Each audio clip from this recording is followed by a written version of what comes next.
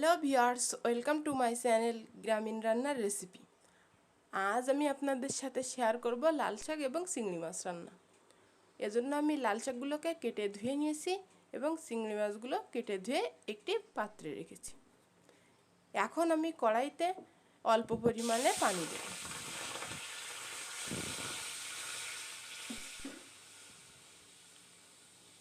পানিটা ফুটে উঠলে আমি কুটে ধুয়ে রাখা লাল শাকগুলোকে দিয়ে দেব।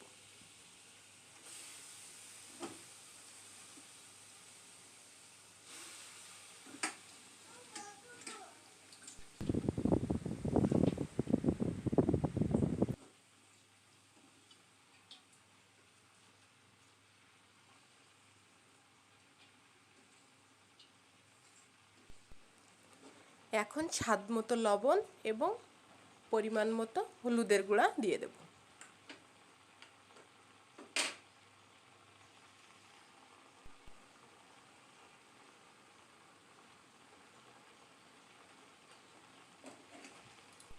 এখন একটি ঢাকা দিয়ে শাকগুলোকে 2 থেকে 3 মিনিটের জন্য ঢেকে রাখব।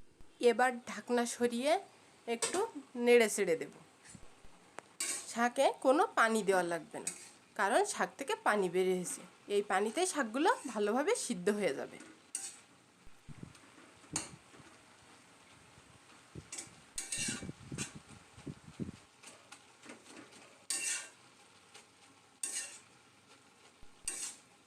আবারও আমি 3 মিনিটের জন্য শাকটিকে ঢাকা দিয়ে ঢেকে রাখব। 3 মিনিট পরে ঢাকনা সরিয়ে শাকটিকে ভালোভাবে নেড়ে চেড়ে একটি পাত্রে নামিয়ে নেব।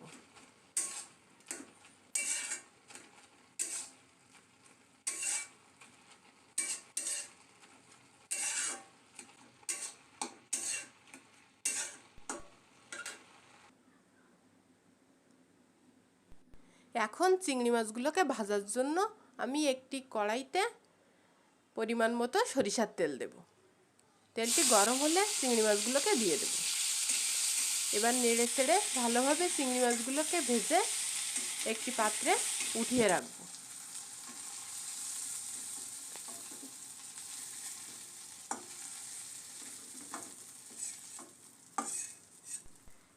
এখন আমি কড়াইতে পেঁয়াজ কুচিগুলো দিয়ে দেব।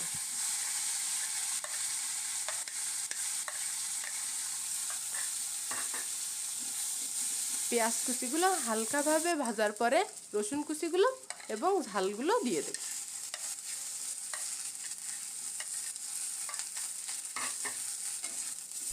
এবার সবগুলো মশলা ভালোভাবে ভেজে নেব।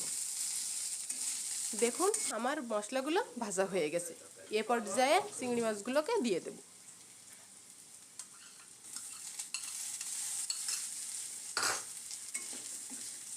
চিংড়ি মাছ দিয়ে মশলাগুলো এবং চিংড়ি মাছগুলো নেড়ে চেড়ে সিদ্ধ করে রাখা শাকগুলোকে দিয়ে দেব।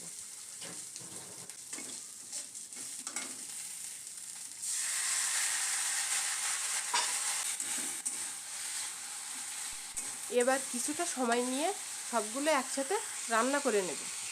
দেখুন আমার লাল শাক রান্না প্রায় হয়ে গেছে। এ পর্যায়ে আমি একটি পাত্রে নামিয়ে নেব।